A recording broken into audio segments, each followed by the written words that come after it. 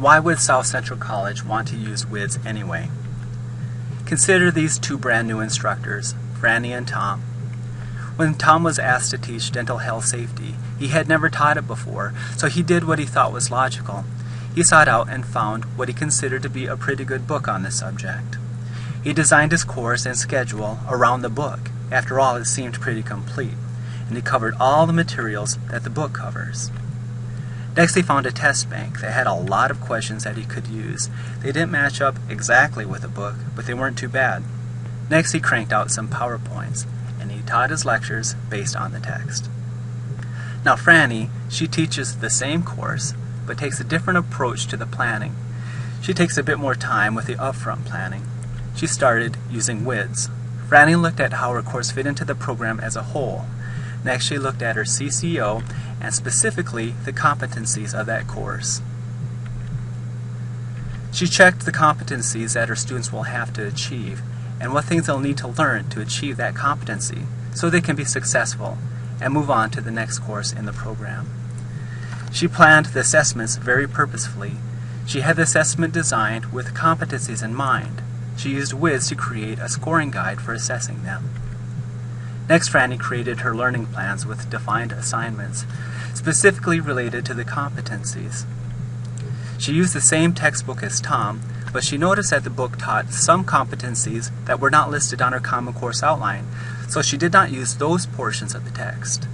She also noticed that the text lacked competencies, so she searched for new and developed additional content. Franny taught her course with well-organized lectures, conducted the learning activities, and assessed all according to what the CCO had specified. She had no guesswork in what she was teaching, if it was the right thing or not, and her students were well prepared for the next course in the program sequence. Fran and Tom are teaching the same course. It has the same course number and description, but is it really the same course? And does it make a difference? For Tom, when his students don't learn, what does he assume? Did he have a bad bunch of students? Or is he just not a very good teacher or not a very exciting presenter? And Fran, what can she assume? Well, she can go right back to her planning.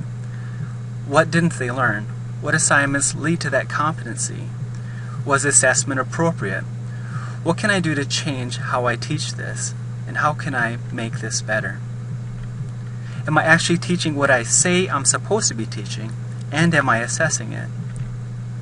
WIDS' purpose is to help align curriculum, help take the guesswork out of your teaching, to help make teaching more relevant and concise, ultimately helping your students learn and making them prepared.